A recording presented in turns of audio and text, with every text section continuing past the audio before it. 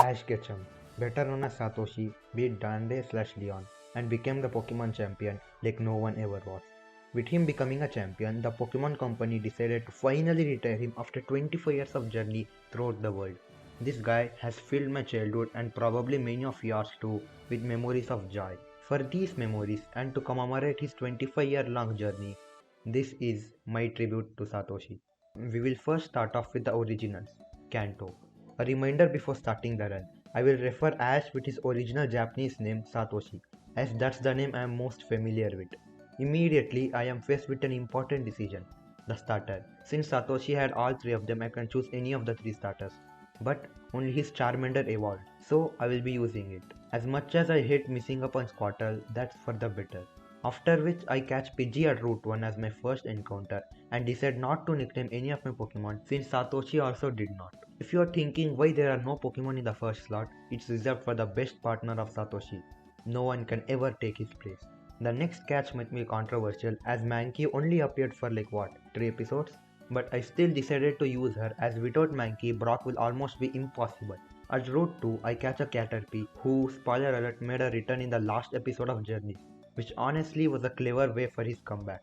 After these captures, I decided to beat Satoshi's first rival, Shigeru. Since I named myself Satoshi, it's only natural to name him Shigeru, which is the Japanese name of Gary. With all this done, we can get a starter and partner of Satoshi, Pikachu. In this series, there are two additional rules I'll be adding, one of which is a Pika clause, which means that Pikachu should always be in my party, and if he faints, then this run is over. I know the first one doesn't make sense, but it will make sense in a bit. And did I mention that he has an adamant nature? Now ladies and gentlemen, feast your eyes on Satoshi's greatest battle in Pokemon history. This is true content. Are you guys having fun? No? Okay. Time for the first gym battle with Brock. And what's this? I only have 2 Pokemon? Yes. This is the second rule I'm adding, in which I can only use the number of Pokemon used by the gym leaders. In this case, it's 2. And now it really makes sense for the first rule of Pika class, which also makes many of the fights interesting. But not this one though. Shigeru then challenges us to another battle. But this isn't a true anime and Shigeru got the wrong script, so he did not win. The next gym battle is against Misty and her water types. And from this point on, I started using Light Ball for Pikachu, which doubles his special attack. I had planned to use this item from the mid game due to the rules I put up, so Pikachu won't be completely useless.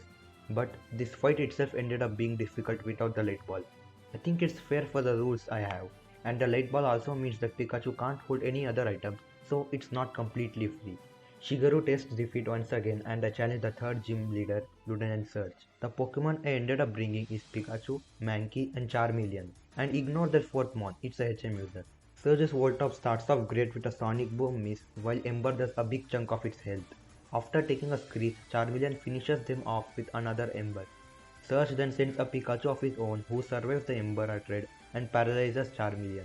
Surge then heals Pikachu with a super potion and Charmeleon gets paralyzed. After Pikachu uses a double team, Charmeleon lands an Ember to bring him back to red, after which Mankey comes on a shockwave and manages to hit a karate chop to finish him off.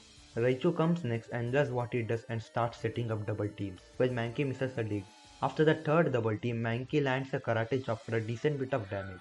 The next turn, I thought he will set up more double teams and use focus energy, but he just used a shockwave for big damage.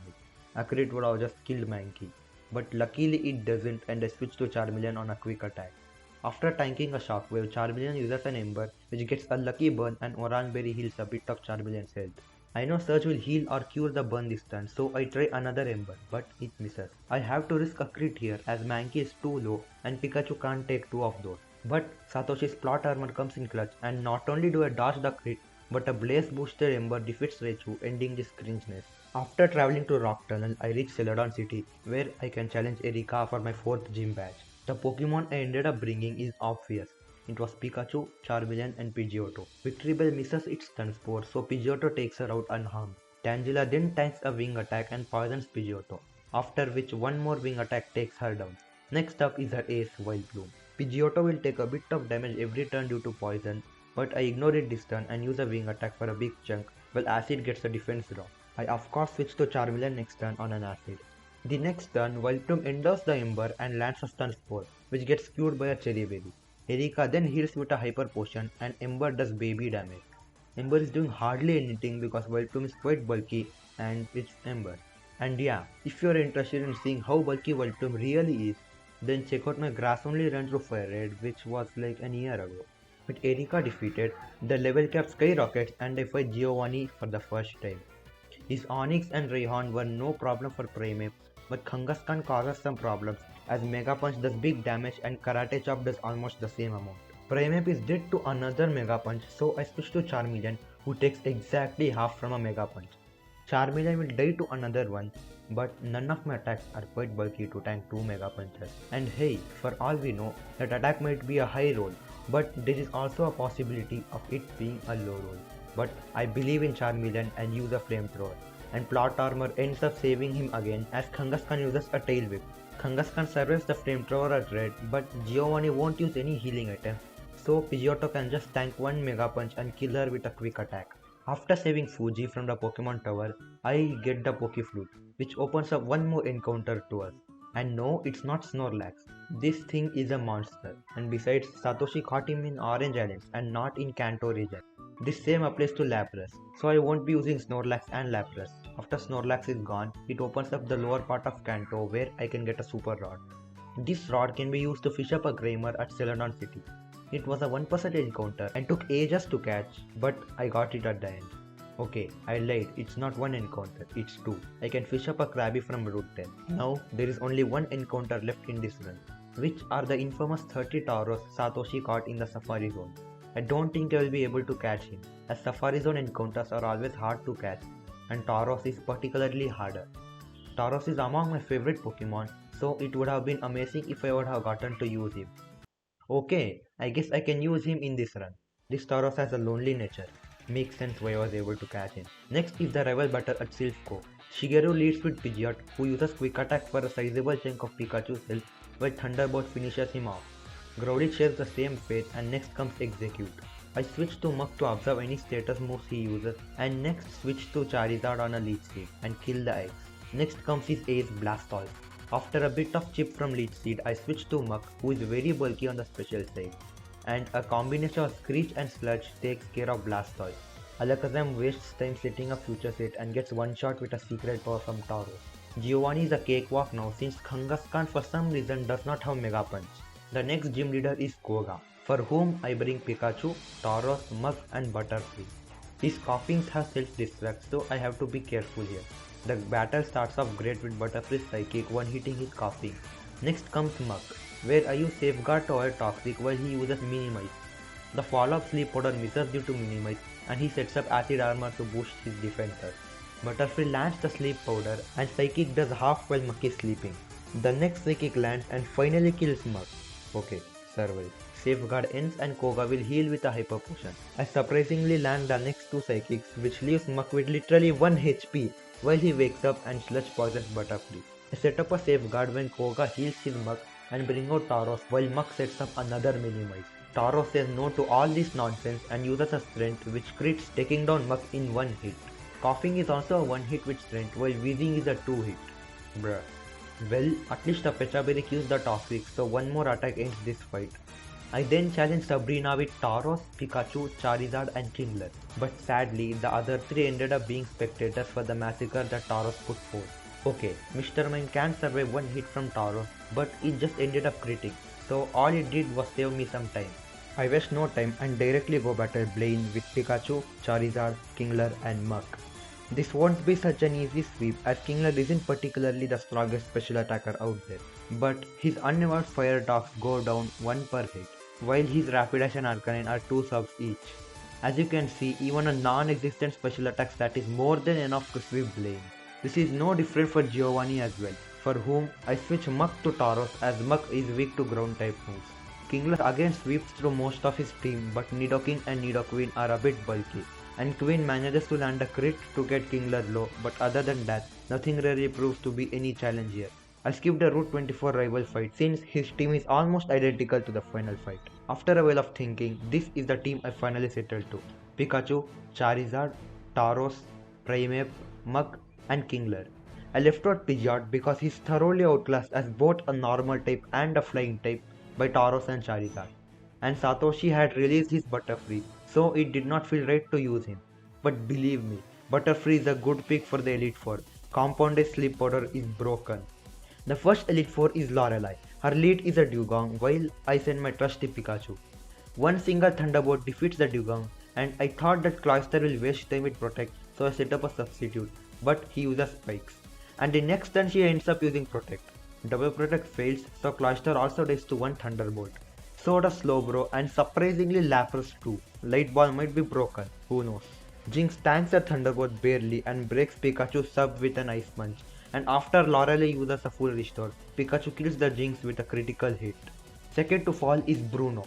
He starts with his fighting type Onix, while Primeape comes and bulks up. Onix then reduces Primeape's speed with a Rock Tomb, but Primeape can still outspeed all of his team. So with this single bulk up, both his Onixes die to one Brick Break piece. Hitmonchan goes down to a crit, so we won't know if Aerial Ace was enough. But I do know that Aerial Ace was enough for Hitmonlee. Last is his Ace Machamp, who as predicted tanks the Aerial Ace at red and bulks up. A Citrus Berry gives him a bit of health, but it's not enough to survive the next Aerial Ace. Next up is Agatha, who leads with her weaker Gengar while I said Pikachu. And hear this, a substitute completely breaks the strategy of this Gengar. It can use double team, but since Shadow Punch won't do much, it's just a matter of time till one Thunderbolt hits. But when Thunderbolt hits, it leaves him at red. Adamant Nature coming in clutch for Agatha. After a lot of misses, the Thunderbolt manages to hit and gets a high enough roll to knock out Gengar. But in this process, Pikachu is almost out of Thunderbolt PP. The last Thunderbolt knocks Gold back, but now I have to switch since Pikachu can't hurt them anymore. I do hit one Focus Punch for some chip as the sub is still up. The Pokemon I send is Muck to avoid poison from Sludge Bomb, and after a taunt, Tauros comes on the field and Earthquake knocks the Arbok. But Tauros does not have any move to hit Gengar. Even though knowing this, I use an Earthquake to absorb the Hypnosis, and then realize that he had a Chesto Berry. After repeating the same thing, I realized that Primeape could have easily been used to pivot as he has the ability Vital Spirit. Nonetheless, Charizard comes on a Nightmare and Flamethrower leaves the Gengar on a Sliver. After Charizard goes to sleep and Gengar heals a bit of health from Citrus Berry, I switch to Kingler and outspeed to kill the Gengar with a Surf. This is possible because Kingler has max PDVs. Her last mount is a Gengar, and I wanted to be cheeky and make it kill itself with Curse. But she used a mean look, so I just ended this with an Aerial Ace. The last Elite Four is Lance, who leads with his Gyarados, and I of course lead with Pikachu, who gets intimidated. Pikachu's Thunderbolt is now restored, so Gyarados goes down. He next sends his first Dragonair, where I set us up again thinking that this one has Thunder Wave. But it's the first Dragonair, he uses Hyper Beam, so I get a free switch to Charizard, who knows Dragon Claw. After Dragonair goes down, Lance sends out his Aerodactyl, so I switch to Kingler on an Ancient Power, and after another Ancient Power, Surf fails to knock him down. Aerodactyl seems to be going for an Ancient Power, so if it crits, Kingler can die. But I risk it as Kingler won't do anything at the champion fight, and he ends up going for a Hyper Beam. But Kingler somehow survives it and kills him with a Surf. For his Dragonair, I switch to Muk to taunt it, so that Charizard won't get paralyzed on the switch. And the last two dragons are easy pickings with Dragon Claw since it's special in this generation. Okay, I completely underestimated the Hyper Beam damage, but whatever. The last fight to decide if Satoshi can conquer his home region is against his very first rival, Shigeru. The first turn is almost always the same, with Pikachu killing his bird with a Thunderbolt. Next comes his Raidon, who does way more damage than I'd hoped to Primeape, and somehow Brick Break fails to kill Raidon. Really overestimated Primeape. And did I mention that he has a lonely nature? Tauros intimidates the Raidon and Shigeru heals it with a full restore, while two Earthquakes takes care of it. Alakazam is a one hit with return and Executor takes a big hit and misses his Sleep Powder. So Tauros can hit another return since he holds a Chesto Berry. Shigeru heals and return brings him a bit above half. I then switch to Muk to absorb a Sleep Powder, but it ends up missing, so Muk gets off a taunt. Charizard then comes on an Egg Bomb and kills him with a charcoal boosted flamethrower. Shigeru then brings his ace Blastoise, so I switch to Kingler on a Hydro Pump and sack him with double edge chip and send in Pikachu to finish Blastoise off. Shigeru now has his last Pokemon Arcanine. Extreme Speed can kill Pikachu with a crit, so I switch to Tauros, and this is very tense. But then I get an idea in my mind and use Return on Arcanine and sack Tauros. I want Satoshi's best partner to finish this off. Arcanine does not even go for an extreme speed and Thunderbolt cleanly kills him.